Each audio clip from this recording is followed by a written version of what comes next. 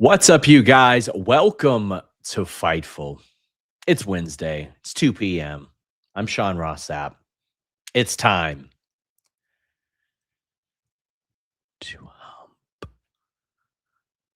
We've got Joel Pearl here today, fresh off of, I don't know, I guess it's our version of the Nigel McGuinness theme song, humping in the weeds instead of fucking in the bushes. Yeah, I think that's a pretty good way of putting it. Yeah, Yeah, I like that. why not? He is the host of our post TNA show, which for years was the only one from any wrestling website. Although some people at TNA would love for you to think that you have to speak glowingly about their show in order to cover it. I said nice things last week. Take away. Uh, listen, so whenever the AMC deal rolls around next month and everybody starts their post TNA shows, you'll know who has actually been covering it for years. Joel Pearl. We might have Crest on that one too, just as a one-off, just for a special occasion. But we got Joel here. How you doing, Joel? I'm doing great. Like you said, came off of just hosting In the Weeds over on Fightful Overbooked, our sister channel. It's a fun morning show Jeremy and Lambert and I do. SP3's on Tuesdays and Thursdays. Love that guy. Yeah, it's been a good day. We're getting through it. Winter has hit the city of Toronto, so if you're inside looking out, it's nice. If you're outside, well, just dress warmly. One of my friends had to show me the path while I was there, like basically the underground city of which is possessed, and I actually took that to get across town as I was running very late for whatever the hell I was in town for, Elimination Chamber. So that was my first experience of Toronto, like in the cold, was Elimination Chamber week, and I was like, "Oh my god, how am I going to get across town in this amount of time?" And she goes, "Oh, this will lead you right to Rogers. You're good to go." So we made that trek, and there we were. But if you've made the trek here to Fightful's The Hump, leave a thumbs up on this video. Get your super chats and humper chats in, because that's how we guide what it is that we are going to talk about. That's how we, quite frankly, know what it is that you guys even give a hoot about. So send in your super chats, send in your humper chats. We would greatly appreciate that, almost as much as we appreciate our good friends over at MyBookie. I know some people think it's ridiculous you can bet on pro wrestling. I say take advantage of it. You boys at Fightful.com have had like a 19 out of 20 lock picks hit. So go make some money betting on pro wrestling at MyBookie AG. But it's not just pro wrestling. It's NFL, NBA, NHL, Major League Baseball, WNBA, really anything you can think of, you can bet on at MyBookie AG. They've got a lot of great additional games, from casino games to very sports-specific contests that you can enter as well. Get a $50 bonus when you deposit $100, or $100 bonus when you deposit $200 with our link in the description below. We only want you to bet what you can, and please bet responsibly. They have a wonderful support system there, so go check it out. Again, from live casino games to being able to bet with Bitcoin, MyBookie AG is where you can bet on anything, anytime, anywhere. Got all my bets in for this week today. Also, Toronto related, I bet on the Raptors to make the playoffs despite their skid of late. Not NBA Cup winners, but Joel, before we get into super chats and humper chats, there was something very specific that I wanted to discuss. And you guys were discussing it on this morning's In the Weeds. I came along and discussed it a little bit.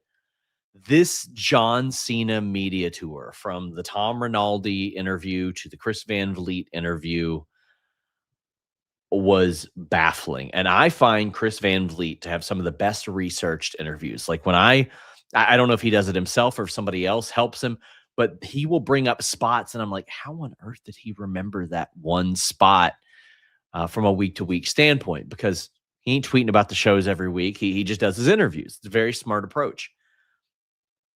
John Cena was like a goddamn robot, Joel. I was baffled at some of the things that he said, and like I don't even know where to start. Like he got emotional of all things about CM Punk's Saudi apology, which in its own, whatever. Then, when asked about the most important heel turn in the last 28 years, he said, who cares what was supposed to happen? It didn't happen, so who cares? What? He gave us more insight on his feelings about CM Punk apologizing in Saudi Arabia than he did that. It was the phoniest thing I've ever seen. I don't pick my opponents. I do what I'm told. I'm just the guy. I'm just a guy. John Cena is not here to tell you anything that's going to be a big major breaking story. He's not. That's not. He's a company guy. That's why he signed. He announced he has signed the ambassador deal for 5 years after he retired, or has his final match, I should say, on Saturday. He's inauthentic, Sean. I said this on In the Weeds, and I was going off maybe a little harder than I should have. And Jeremy, who is a John Cena fan, was rightfully pointing out that, yes, John Cena is going to come out here. He's not going to tell you anything you haven't already heard, but also it's on the people asking the questions to try and get him to do it differently. But as others are saying in the chat, he's programmed. He is ready to go. He is locked in. He knows the answers, true to heart. And with what really bugged me, to be honest, with the Saudi and CM Punk stuff, it wasn't that. It was the fact that this man did not go to Saudi after Jamal Khashoggi was killed because he did not like what was going on. So now he's like, oh, it's so nice to see our friendship budding, and CM Punk is so happy, and so am I, and I cried. And I'm like, this is the most inauthentic man in the world. And you'll never see John Cena in his true form unless you're his best friend. And even then, maybe sometimes you wonder, which John Cena is this? So nothing really bothered me. Nothing surprised me. And like, we've seen wrestlers get a little bit more corporate. Like, for example, you can tell when John Cena does interviews as it relates to his movies, it's a different guy. Like, he's referencing vintage porn and stuff like that. He's not doing that when he's doing the WB interviews. You can look at Cody Rhodes, how he does interviews now. And if it's somebody he knows and likes, it's one thing. But BTE was a completely different thing. You know what I mean? Like, and that's okay. I find Cody to be infinitely more authentic, at least to how he believes, than John Cena, because we don't have any idea what he actually thinks. Tom Green says the prototype was a shoot. It was just baffling and frustrating. I saw our friend Jaron Small Afro. He did the parody video of the John Cena interview where he repeatedly asked John Cena a question, and Cena goes, "What do you think this is an interview? Why are you asking me questions? What's going on here?"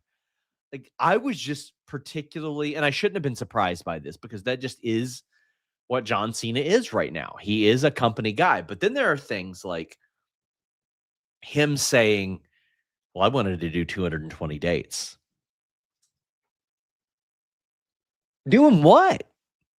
Doing what? Now, first off, this is either one, not true, or two, a fumble on WWE's part.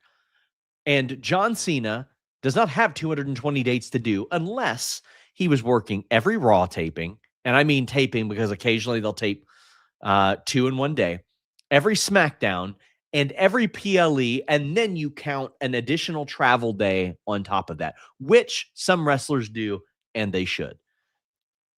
Of which I would say, well, that is too much. That is definitely too much. But I'll tell you what isn't. 60, 65? What? Just have that. Have him around every week. I have long been of the belief, Joel, WWE across multiple regimes has been absolutely ignorant in how they manage John Cena's time. In 2020, Hollywood was shut down. They could have had John Cena show up and just literally be on the show. It would have been better than what they were doing. Why not? They had John Cena come back the next year, though, as they're trying to bring fans back to the arenas, right? they ended up booking him like he would be it'd be like John Cena and Riddle versus Mason T-Bar on a dark match. The mere fact that there were like 8 John Cena dark matches and plenty of times they wouldn't even put him on TV when he was there. I was like, that's weird. One of the biggest celebrities in the world. They did it again 2 years later in 2023 because, oh no, you can't have him on the show. You can't have him do that. Not after he's been beaten. No, can't do that. Can't have him on the show leading up to all that. It was very weird. They booked him on a bunch of live events and dark matches. Asinine use of John Cena's schedule for 5 years. They could have used him so much better. There's no question asked. I do wonder if his Hollywood obligations, maybe there was something about performing on other programming. I don't know. I am completely spitballing if I'm trying to play devil's advocate. However, to have him there and not make use of him, I think you mentioned once, you had him through the pandemic. Why wouldn't you put stuff in the can? You could have easily used any John Cena content to bolster any engagement, SEO, whatever you want, and get people talking, oh, John Cena's here. If Cena's available, Cena should be on the show. If it came down to John Cena being like, I'm only doing this if I can put people over, and WWE was like, that's not what we want. And then maybe both sides were like, all right, well, then that's not what we're doing. Then sure, it makes sense. Again, a lot of this is just devil's advocate, and it could happen, but it didn't. Just missed opportunities. And they just didn't seem interested in doing such. And it was very, very weird to me. I just didn't quite understand it. Somebody says he was kayfabe held hostage by Bray Wyatt. Pandemic lasted a long time, buddy. They didn't have an audience for over a year. They could have used him in a much better role. And I don't know, man. And listen, I have positive feelings of John Cena because, listen, he was my grandmother's favorite wrestler and we bonded over wrestling and that was important to me. But inauthentic on this media tour specifically really fits. Fitzgerald, speaking of Fitzgerald says Cena wanting to do 200 dates reminds me of Edge saying during his last run he wanted more dates to tell his story, but was told no. I don't know why WWE made the same mistake. It screams to me a remarkable lack of confidence in your own creative ability to use him, Joel. And if you don't know how to use a John Cena, why are you running creative? He's a cheat in my code. opinion. Yes. He is a cheat code. But again, I don't know what the backstage feeling was about using John Cena and what John Cena may have wanted to be used for. Either way, if you can't find a middle ground, some sort of collaboration, then that is an abject failure of your creative and your management abilities. If he is out there saying, sorry guys, I can only work a few SmackDowns and the rest will be dark matches, I at least understand the mentality in July of 2021 when they're back on the road and they're trying to get people in the venue. I understand that. I don't understand this year. Actually, I do. I know why they do it, Joel, because they assume it'll sell out no matter what. That's why. But what about your TV partners? Like not having John Cena on the show? I can tell you that when this shouldn't be aggregated because I'm going to add some stuff to it. But one of the issues with Fox Fox got tired of WWE very quick. And it was so funny because after the Fox deal landed, it was supposed to be huge, momentous, right? Vince stopped coming to the shows and Fox was like, what do you know about this? Like some of the people there, like, does he not care about this show? And I'm like, I don't know, but it is kind of rare. And then when the pandemic happened and he was at every show, they were kind of wish he wasn't at these shows. But also there was a situation where I was talking to a Fox higher up and they're like, don't know why we don't have bigger names on this show. Like Roman was out due to COVID protocols and that's understandable. But John Cena came in and worked that. Like he didn't seem to care. And they're like, man, I wish they would add some more juice to these shows. Finn the Assassin says, Cena saying that he came to WWE with the idea of retirement tour about 3 years ago, and WWE not being able to make this year more special than what they have done is baffling to me. The fact that you don't have a complete creative plan laid out and you've got to rely on The Rock cutting somebody's legs out from underneath them, and you've got to do an abrupt "my bad, y'all" promo for a face turn, and you've got to rely on a fake AJ Styles social media movement. It was Ah, just poorly planned in the second half, especially because once John Cena introduced the counter, the dates left after WrestleMania, and I sat there in T-Mobile because I was in Vegas for Mania covering for the website, and I'm sitting there, and he says, after tonight, I have X amount of dates left, and it was like 52, and I said, how are they going to stretch this out? He will be unavailable for many of them. And as the dates kept going, Jeremy and I on In the Weeds kept saying, okay, I guess you can plug him in here, plug him in there, but there's nothing here, and then there's nothing there. And they had to make a mountain out of the AJ Styles match in very short order, and it was a fun match. That's all it was. They just made it a fun, the last time is now, let's do it match, instead of trying to focus on building more stories to the end of his career. And that's one thing that's been lacking in the feud with Gunther, or not even the feud, the match that's coming with Gunther. There is no feud. It's none. one-sided. It's just because John's not making appearances and John's not cutting promos, which John Cena is known for doing. It's all being relied upon the one guy who cuts a great promo. I love Gunther, but you needed that one-on-one interaction to at least get you more excited for the match on Saturday. Otherwise, it just exists. Yeah, they really nerfed the ass end of this. I mean, they nerfed the whole thing, like limiting the dates. The heel turn was a phenomenal moment in a vacuum, but vacuums break.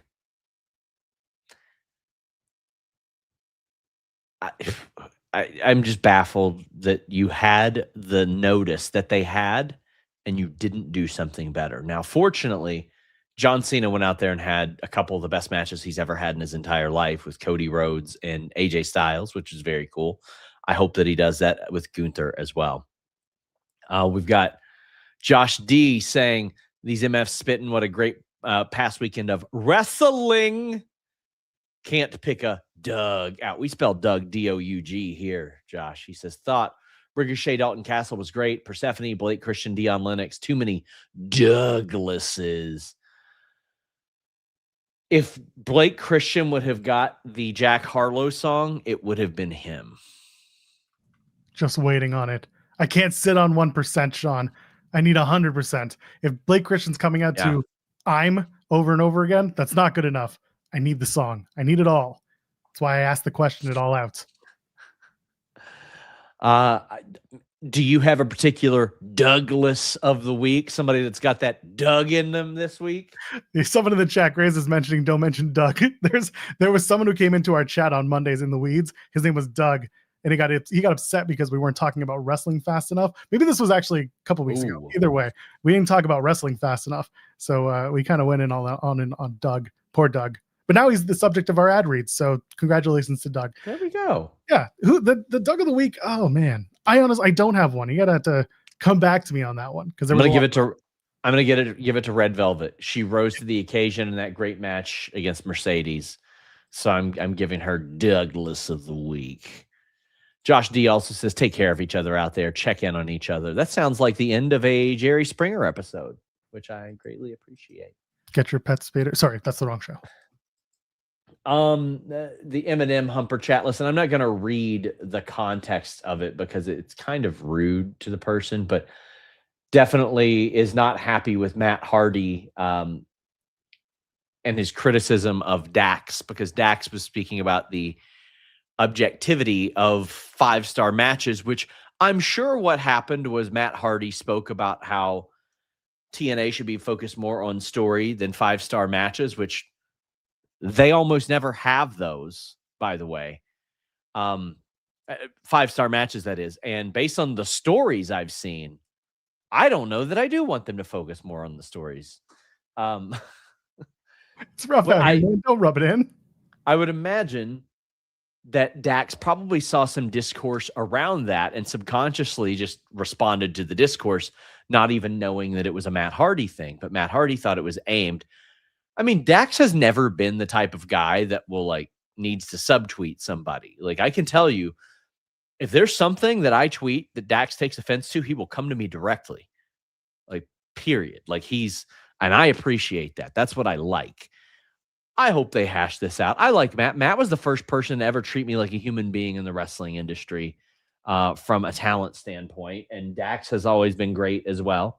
But I think this was a miscommunication, Joel. Yeah, why wouldn't it be at this point? They know how to talk to each other. They've worked together in the same circles. You know what I want to see? Collision. Winter is coming. FTR have that tag team title match against Bang Bang Gang. I want to see a whisper in the wind from FTR. I want to see Stokely come out with the face paint and do the thing. Dash can do the whisper in the wind for sure. There you go. I want to see them and that's maybe their way of paying homage and patching things up. And yeah, Stokely coming out in the face paint would be hilarious too. Mr. Straightfire says, when I saw the Rock rivalry in the Cena package on Raw, I raised an eyebrow. It seemed a rare reference to the Rock in a John Cena context. Are we seeing Rock this Saturday? I hope not. I hope we don't see the Rock this Saturday because I'm sick of it. I'm sick of the bullshit, Joel. I'm sick of the shit. Last year, I reported a week before, hey guys, they nailed down the Rock appearance. He's going to be there this week. He showed up. He did 1, 2, 3, throat slit. Okay. Bionic elbow. One of those. The Matt Hardy. He pointed. Bang, bang. He did the Ali Albright. All that. And people go, oh my God, this is what this means. 1, 2, 3 matches. All the conspiracy theories. And Dave reported, hey guys, he's not on Mania. And then Ibu reported, hey guys, he's got Moana reshoots. And then I followed up in December and was like, hey guys, Creative is telling me they are not planning for The Rock at all. And then a talent who I know who the talent was and they would know told Ibu, we're all at the mercy of Dwayne. Like if he just decides to roll up. And then before that, I had reported, hey, he's going to be at Intuit Dome for Raw on Netflix. They filmed something with Cody that like squashed the feud. People were like, what are you talking about? Then he rolls up and squashes the feud with Cody. Then he gets a call from Ari Emanuel. Hey, let's move some tickets, all that. And he pitches, maybe Cody should turn heel. And Cody's people were like, don't turn heel. What are you doing? You're making so much money. You're doing great. So they turn John Cena heel, and The Rock goes out there. And I had already deleted my tweet because I was like, I don't even want to deal with the people when he lies after this show. I knew it was coming. I knew this man was going to lie. And he deleted or he lied about there's always been a plan. There's always been a plan. 20 steps ahead. There was never a plan. Then he admitted after WrestleMania, which he didn't promote, by the way. Didn't promote it at all. They didn't mention him at all. Oh, yeah, I actually called them up the day after and was like, my work here is done. His work there was not done. No, I don't want to see The Rock. Unless he's ready to wrestle. And guess what? He's not. He's about to do a fucking Scorsese movie. I don't want to see him. But he's nominated for a Golden Globe now. At the end of the day, I tell people, please go back and watch his appearance on NXT that same weekend when they moved to CW. Go watch that promo, and that's all you need to know about what's in The Rock's head, because it's nothing. Darren says Sean won't be getting a Christmas card from The Rock. I should get a goddamn Hawaiian cheese board from him. What are you talking about? The level of harassment that guy encouraged towards Dave, me, and Ibu from lying. He said in response to the Dave Meltzer report, don't believe that shit. Then he wasn't at WrestleMania. Then he came along and said this was a plan all along. No, the fuck it wasn't. It wasn't. I like The Rock. I enjoy The Rock. I think that he is one of the most entertaining performers of all time. But like, he didn't tell the truth. And I make my career on very specifically telling the truth to the best of my ability. I have never, ever, ever knowingly been dishonest to our audience. Obviously, there's misinformation that emerges, but never in my life will I do that. And then I've got to deal with people constantly believing that I just lie all the time because this man lied. I don't listen, whatever.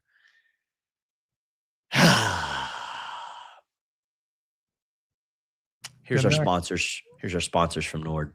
If you're a wrestling fan and you're frustrated with all the services you need to watch all the different wrestling shows, Fightful has your solution with nordvpn.com/Fightful. Change your virtual location with just one click, and you'll be able to watch Raw, SmackDown, NXT, and PLEs on one Netflix account. You'll also be able to get a lot of pay-per-views at a much more affordable price than you do here in the United States. This is a must-have for wrestling fans. That way you don't have to have 7 different accounts to watch all of the shows that you want to watch. In addition to that, they have a great 30-day money-back guarantee and an incredible deal right now going on. But that's far from it. You can protect yourself on their VPN service, the fastest in the world, shield your data from snoops and criminals, protect yourselves on public Wi-Fi, and it's available on all your devices and operating systems.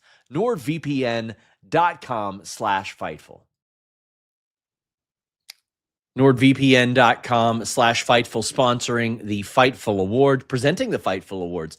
If you would like to sponsor a Fightful Award, we have limited spots available. That is, here's the rundown. It's $100 a pop. You'll get an ad read on the show. You can pick from the remaining awards of what award you want to sponsor. You can clip that ad read, use it wherever you want. You'll get a link and a call to action in the description and the article. And then in the replies of the award announcement on Twitter, and then I'll retweet that to over 300,000 people. We got some humper chats. Mr. Straightfire says, can you tell me the appeal of war games? It's my least favorite gimmick match. The first 30 minutes are pointless. It's like watching a game of football where they can only score a touchdown in the fourth quarter. I am also of the belief that war games, blood and guts matches are overrated, should be used sparingly. Now they use it as a ticket attraction, an annual ticket attraction. I've just never been a huge war games, blood and guts guy, Joel. It doesn't bug me. What bugs me is the attraction, the annual tradition. We got to do it at this date. And this is one of the things that, when Paul Levesque took over, there was things like Hell in a Cell's off the calendar. We're not doing TLC pay-per-view. We're not shoehorning in these events. War Games was always one that was going to stay because that is the one thing Triple H wanted in WWE, and it took them they had to make the Elimination Chamber to get around it. And then when they finally got the War Games, it was like, no, we got to keep it to the one thing that we're going to do every single year. It's what we do. We have the War Games match. You need to be able to know if you have it. And it's the same time every single year without fail. It is the Thanksgiving Classic. You better build to that Thanksgiving Classic. Otherwise, you're shoehorning teams in and it means nothing. That's where it's frustrating. The War Games match could be so much more. Blood and Guts can, I think Blood and Guts actually does a pretty good job of building when they have the proper rampway and they don't deal with the injuries. That's a whole other can of worms. But War Games can be so much more if you build it the way it's supposed to be built in the time you're building it to. Meat Normus says, smoked Gouda, pork belly, mac and cheese. Jones over here. Let's crank. Joel, I'll bring the meat. You bring the Fightful title. SRS guest referee, huh? We'll see about that. Wow. We'll see. We'll see about that. Maybe I'll start aiming for that title, Joel. Well, today is day 1729.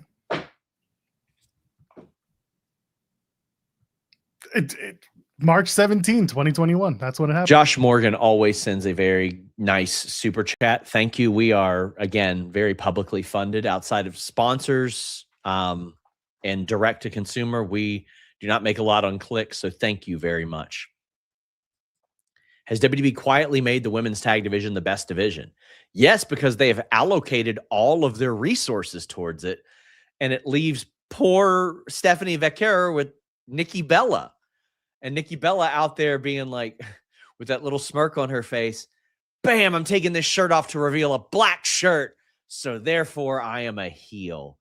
And you know that she did that like in 2013 or something. And like the few remaining Diva stands are like, mother serving again. Did you see the jacket she was wearing? The leather jacket with the arms cut at the shoulders. It's like a big No. hole in them. You go back. It's like a motorcycle. It's a Listen, very fashion jacket. listen, I trust her fashion choices more than I. So, but yeah, they've allocated all the resources towards the tag team division, which it's funny because now like Becky's barely on the show. AJ's not on the show. You got Nikki Bella competing for the world title. Now you've got to move another tag team wrestler into the world title scene. But yeah, they've done better with the tag team division. And I'm just like, can we do multiple things at once? Well, no, that was the whole build to the women's War Games match. It was about the women's tag team division plus Becky and AJ, and then you had to put not a bow, but you had to have AJ tap out Becky so that we can come back to that presumably around WrestleMania time. New Lack City says, what's up, guys? First, The Rock putting up 3 fingers, only for no follow-up. Then the bad heel turn. Then Cena admits it was to make a viral moment. Don't want to hear any fan tell us we don't know about their long-term storytelling. New Lack City, I'm glad you mentioned that. Not to make it about me, but I'm gonna. I had a lot of people, like so many people, and I'm not singling out one person, claim anybody that claims they know The Rock's creative is lying. Only he and a couple of people know. And I'm like, he don't even know. What are you talking about? So what I can do is respond based on what creative has been told. And creative was told, hey, The Rock is going to show up at Bad Blood. We have no idea what's going on.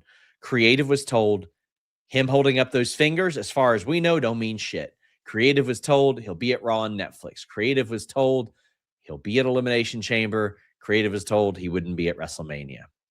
Go figure. Go figure. Get in your super chats. Get in your humper chats. Tonto Anto says, Sean and Joel, can you confirm reports Tom Campbell will be re-announcing one of the matches on the AWK tour? Message not from Tom Campbell. The face shit didn't give away.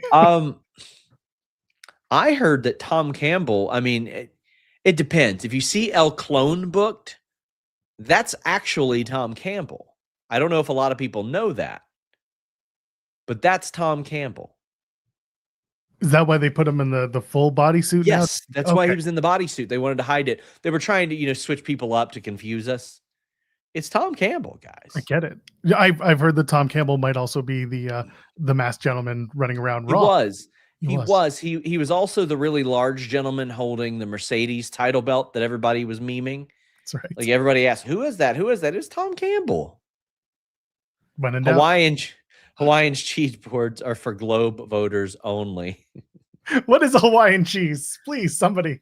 I don't know. Well, listen, I like the Hawaiian rolls. I like those bad boys. Okay. They're great for sliders. They are great for sliders. Yeah. I'm just saying, because WWE sent me a French cheese board when I asked. He should send me a Hawaiian cheese board, because a lot of people came at me for my incredibly accurate reporting. I don't know. I will say this was one of the first situations where I quote tweeted somebody and was like, yeah. And they were like, my bad, dog.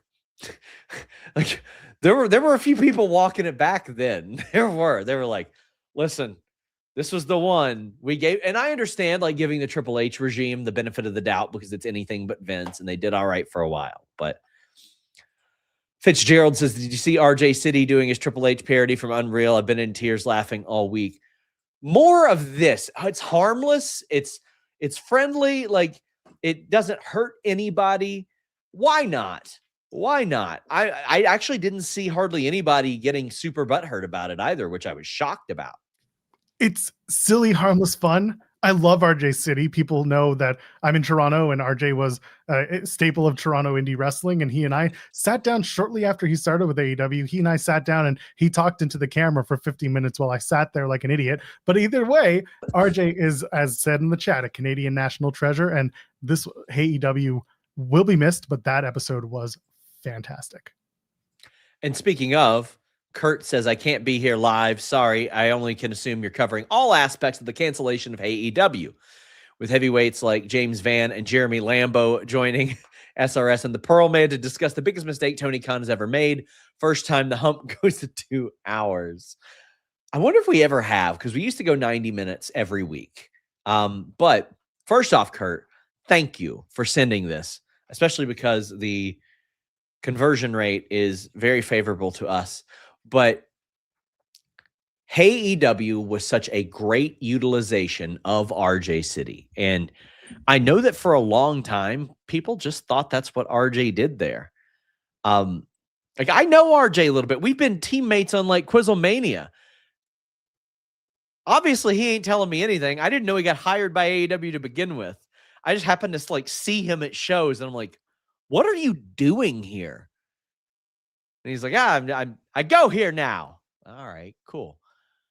But the utilization of AEW was such a great highlight of RJ City's personality and his humor, and just honestly, what captured me as a viewer as well, because I remember I was not as familiar with him 6.5 years ago.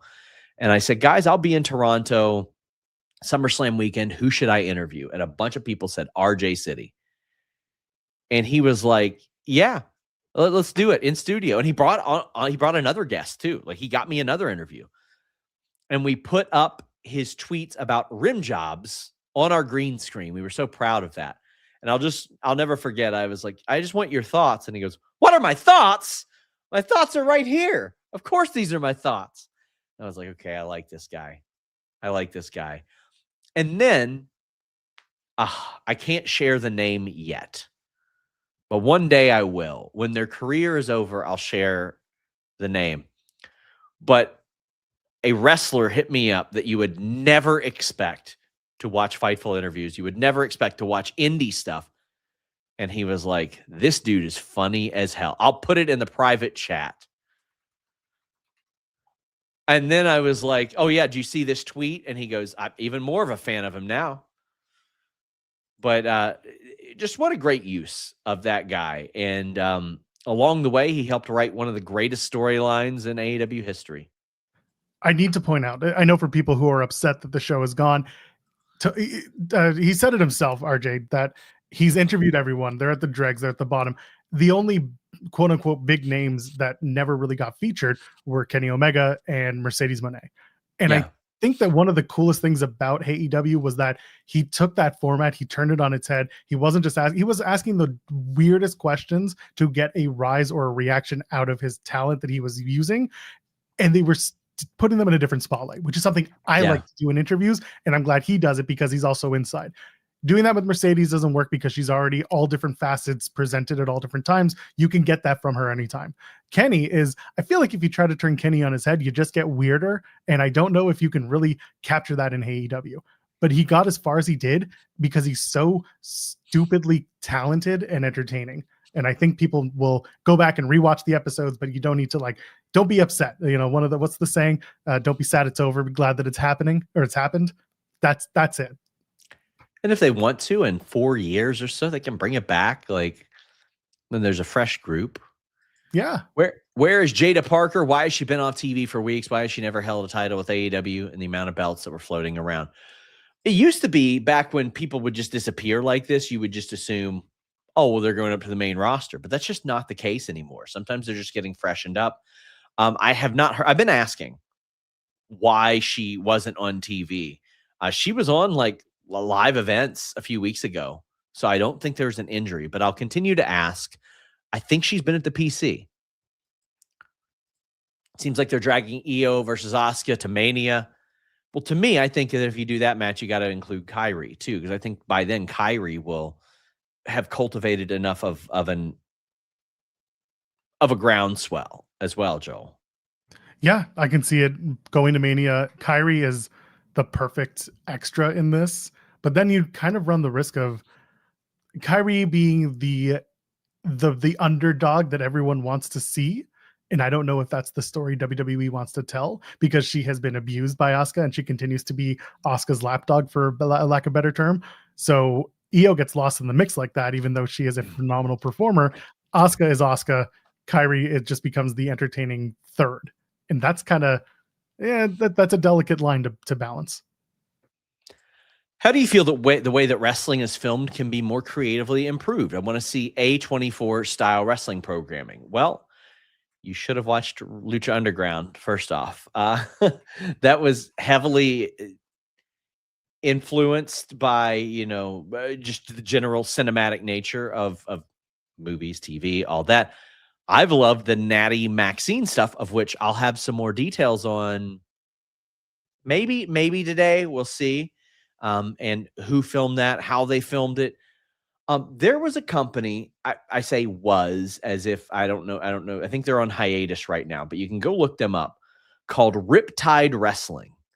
And Riptide Wrestling did they had a very cinematic approach, and like they would take their colors down and stuff like that. It was a very different way of filming things, and it made them stand out on the indies. Not enough to where they could avoid hiatus, Joel, but I mean, there have been a few that have done such a thing, but Lucha Underground stands out above all. Yeah, Lucha Underground's the number one.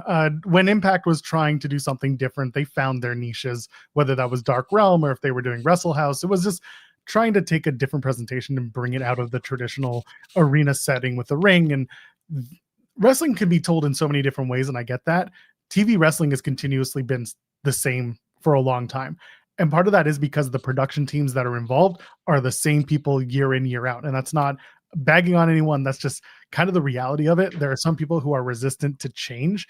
And I think that if there are more voices in there that are coming from a cinematic background that say, hey, with proper this, proper that, whether that's a camera or a light or a show Bible, whatever it is, there is a way to build. And that's why, again, I wish, and I'm a TNA guy because that's what I do. I wish that when they move to AMC, with their creative comes kind of an overhaul creatively and from a production standpoint, where there is someone at the top who really does control the stories that come in, the production that goes out, the way it looks, the way it feels. That, again, showrunner, that show Bible, that person who runs the ship. They don't have that right now. They need it. I agree. And they need somebody fresh, and they need somebody. Yeah. Timothy Chalamet knows ball. His fave is ECW One Night Stand. That's a hell of a show. That's a 06, by the way. 06. Okay. When he was 11 years old, by the way. Not to knock age. But it was right. Yeah. I like that. I saw that was on the Cody podcast as well. What's up with Jada Parker and Jordan Grace in NXT? Jordan's just eating some L's. That's it. So I had reported when she got signed, she was on a main roster level deal. And to clarify the terminology for people, what I mean is they're making at least $350,000, which is the main roster minimum. So I wonder if like a title run was ever booked for her there. Considering some of the weird things she's been booked for, I wondered immediately how much people, like how much the higher ups in NXT even liked her doing the LOL. We know that you're really jacked and pretty and everything, but you used to be overweight. I was like, what a weird story to do. Like, haha, you improved yourself physically. I was like, huh? It's a little strange.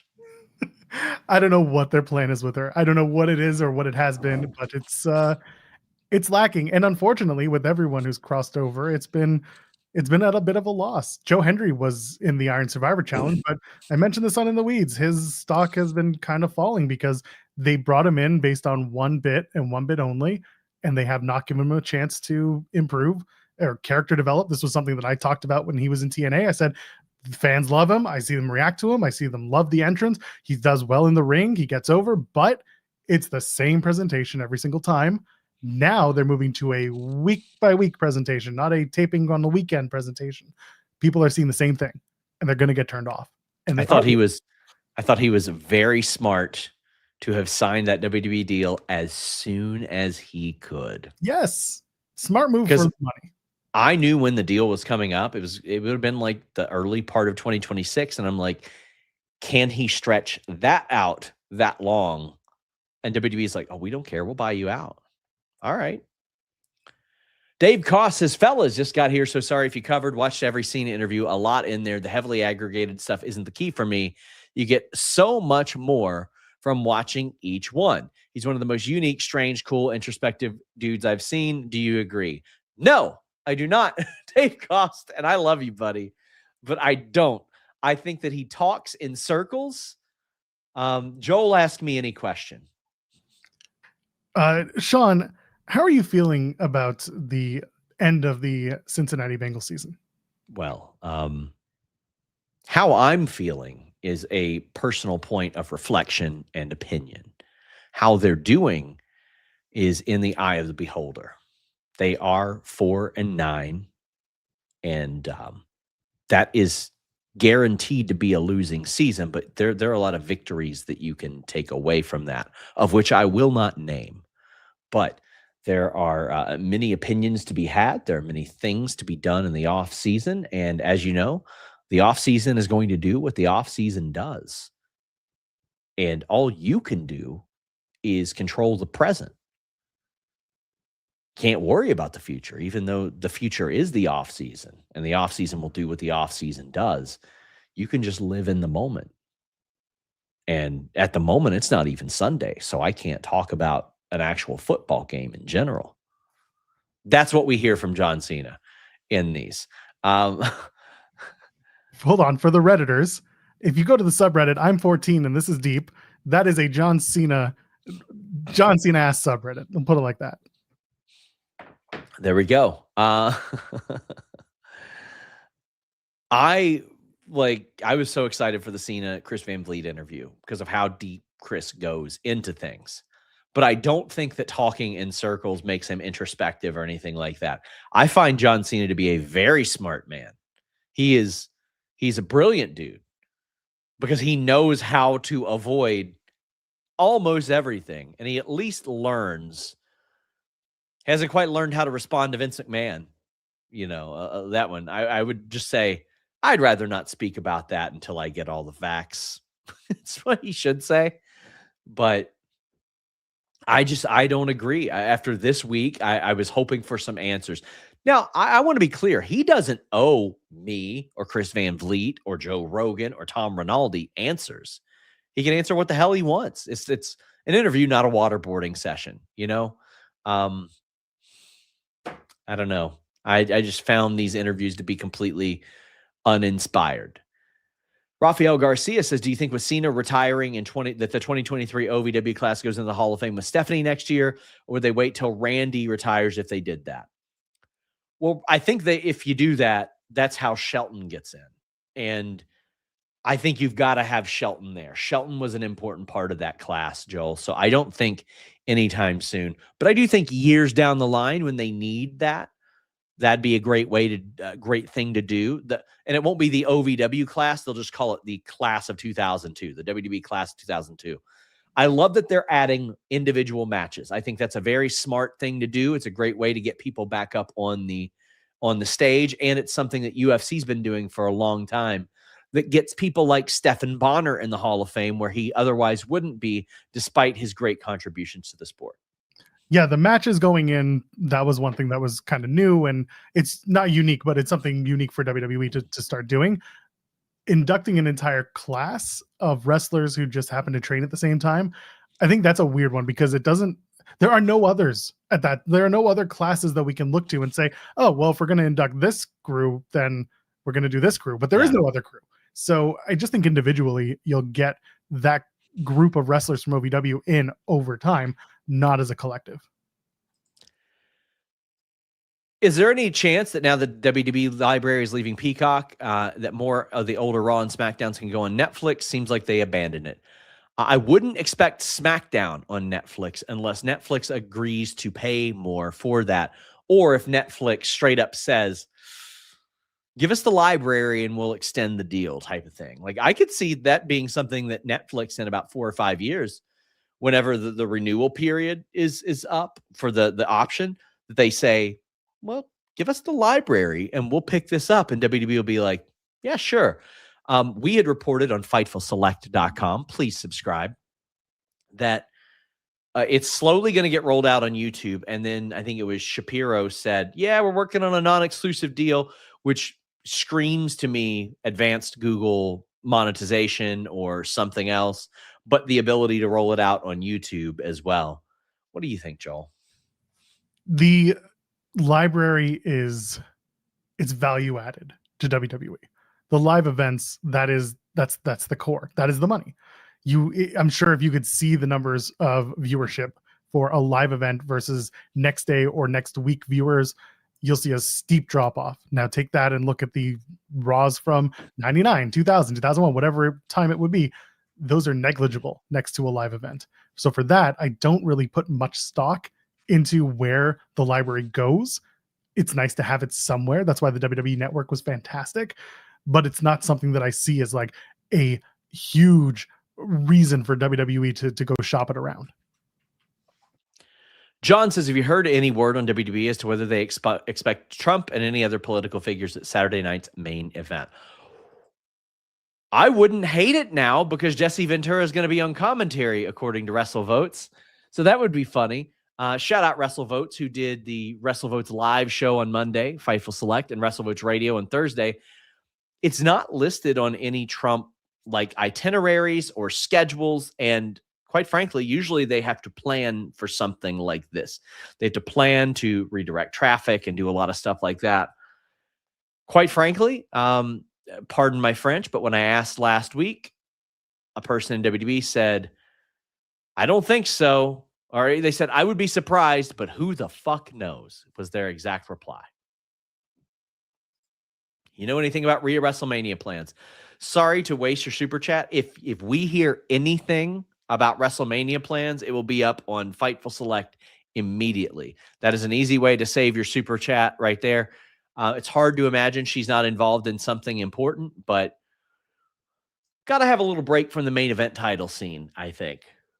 Yeah, there's got to be something there for her that's still a marquee match, but not necessarily for a title. Titus O'Neill says, Ryan K says, is Titus O'Neill a fan of Aura frames?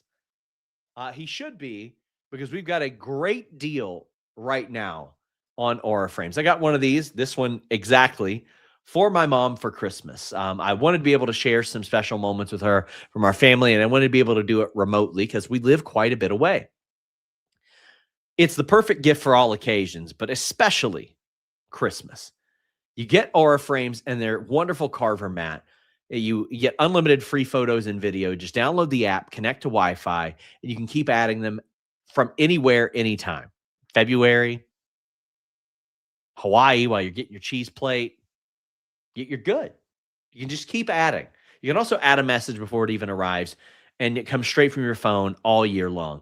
Every frame comes packaged in this premium gift box. Listen to this. That's sturdy, buddy. No price tag on it. For a limited time, save on the perfect gift by visiting auraframes.com to get $35 off Aura's best-selling carver mat frames by using the promo code FIGHTFUL. This was named #1 by Wirecutter. That's auraframes.com and the promo code FIGHTFUL. The deal is exclusive to our listeners, and the frames sell out fast, so make sure you go ahead and get yours now. Aura Frames has hit us up to sponsor every show in December. These guys not only are giving you the gift, as I have discovered that one of my cats is in the room, they are covering our Christmas bonuses this December, effectively. Really appreciate them. Come on, kitty. Let's head out, buddy. There you go, sir. Wow, what a well-behaved cat. I don't let them in here, but sometimes they sneak in. By the way, I'm gonna call out Ryan Lambert, who just sent that super chat. That was from our show this morning. That was our bit from our show this morning, where Ryan. Not anymore, buddy. Damn it! Taking all my stuff. I guess Aura helped us make several $1,000 moves. Thank you. There you go. New Lac City says, I'm constantly tired of these old guys obsessed with crapping on 5-star matches. There's people that like great wrestling. There's people that like great storytelling. How about both? And stop being obsessed with Meltzer's opinions. I completely agree. Although it's largely fans that are obsessed with Dave Meltzer's opinions. And I find it weird. That's why I stopped doing individual match ratings because everybody's so weird about it. And I had people comparing it to the star ratings, and I'm like, man, my method's not the same as Dave's.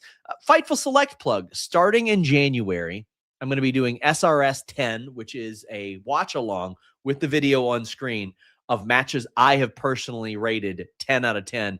And you'll find out behind the scenes stories about them and anything else that I've learned along the way. But like, it's an opinion. It's who cares? I will to this day have people say, Sean blocked me because I didn't like something. I don't care if you like what I like. If you're a dick about it, I'll block you. Otherwise, I don't care. Doesn't matter to me. Man. Subjective art form. Ricardo says, hello, lovelies. Hi, SRS and Joel. Happy Wednesday. Happy Wednesday, my friend. Could you see Rhea versus Io at Mania where she finally beats Io in a babyface versus babyface?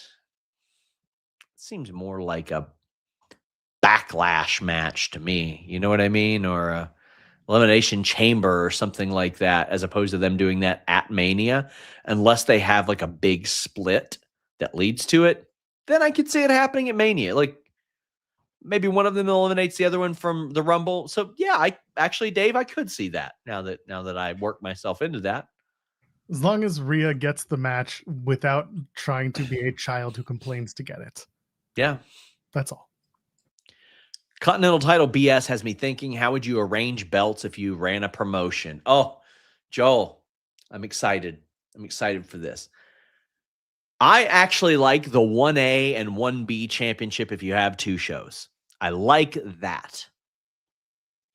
Then I would have an upper mid-cardish title that is held occasionally by a top guy. I would have a clear mid-card championship with maybe an additional different rule set. And then I would have a tag team championship set.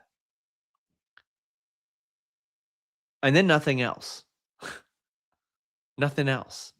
On the women's side, I'm okay with a top title and a B top title, a mid-card title, and tag titles. How about you? It really depends on the size of the company of the promotion that you're running. But you always have your top, you always have your mid-card, you always have your tag team titles. If you want to insert a fourth that is kind of the lower mid-card title, then you do it. But other than that, to me, keeping it simple is the best way. And why wouldn't the fights in between lead to the title matches? If these are a bunch of wrestlers who are jockeying for position in a sports-like presentation, trying to get a title to move their way up to the world title, why wouldn't you have interpersonal feuds along the way that then say, I beat you, I'm better than you, I move up the proverbial rankings? They're not real, don't think about rankings, that's a bad idea. But the idea being, I beat someone who's been lauded as better than me, I move up in the ranks. Easy as that. You don't need 20 titles to prove the point. You just need enough to make each one special and make people fight for them. I agree. Winning has to matter as much as possible. How would you letter grade WWE and AEW based off creative interest in 2025? D+ for WWE, C+ for AEW is where I'd put it personally. I think I'm around the same. Again, subjective art form. Someone will tell you it's A and A, someone will tell you it's A and F, but I get that. Continental title BS. We already read that one. And yes, the Continental title thing is BS. Beyond. Could you see Andrade returning this month? I think his no compete, if it's 90 days, is up this Saturday. Well, it's not up this Saturday. It's a year long. The 90-day thing is non-existent. It will not take a year. It just won't. I had worked on an update and had honestly quite a lot of the stuff that Andrade ended up saying. I might just post it in the update Friday as like a little bonus thing for the debunkathon on Select. But I think that he will be back somewhere before the year. I don't think WWE wants him to challenge that in court. And if he does, I think right now he's probably also being like, all right, guys, just let it go. And then I won't challenge it in court because he doesn't want to have to. But if he does, it's not going to be good for WWE. John Brick wraps us up. Do you think Liv wins the world title from Stephanie soon or wins the Rumble? She's never had a great Mania program, which she should get. I think she should get a great Mania program. I think she should win the Rumble. How do you feel, Joel? Yes, 100%. Liv has been more than picking up her share. She has been very, very popular with the crowd. She came back to what could be picking up the next step of her, maybe a babyface term, whatever it is. Yes, factor Liv in. She is 100% into this. Her and Stephanie should meet. They did the face to face. They did the that's mine, this is mine moment. You will get there. If that's Mania, great. You need to get there with Liv. No questions asked. I am in complete agreement. I think this is the year to push her. Looks like $1 million. She's never looked better. I think this is the right one. Dave Koss has popped big in your response to my Cena question. Dave, you know I love you. You're super generous to us, but I've got to be honest to you. Got to be honest to you. This is a very introspective answer, my friend. Here's a few more questions. Does Eddie or Babes have a shot? Eddie is not winning the AEW World Championship tonight. Just not. Babes of Wrath, I think, do have a shot. Yeah. What are your thoughts there? Yeah, no, Eddie winning is not on my bingo card. I don't expect it. This is something we talked about on In the Weeds when we ran down Dynamite. Babes of Wrath have someone who has never held a title in AEW that they have put a lot of stock in Harley Cameron.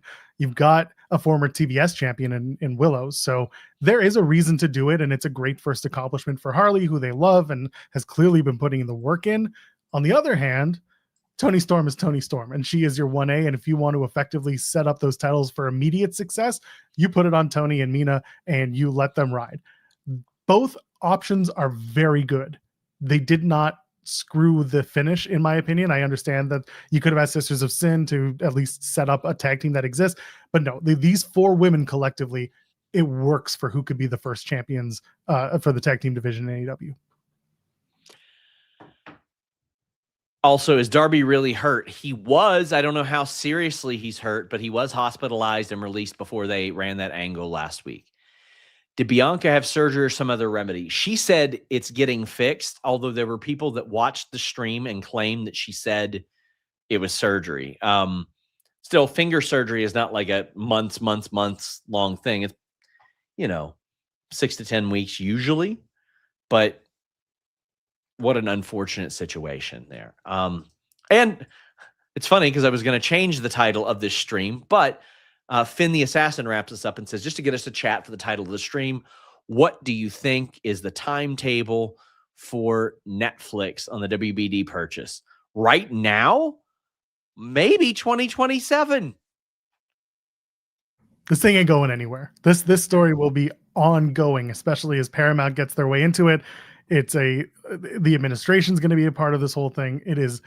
Everything's messed up. Everything about this deal is just a big bloody mess, and we'll see where it lands. Super mess, because we got quite frankly, a corrupt administration that just got paid off by Paramount, but then apparently Netflix had a conversation with. There's so many rumors that I can't even go and speculate. But you got people saying, "Oh, well, Netflix isn't going to want AEW." Well, you best believe that if for some reason that happens, AEW, if they are still under contract, are going to fight that as well because of the antitrust stuff tied into to WWE.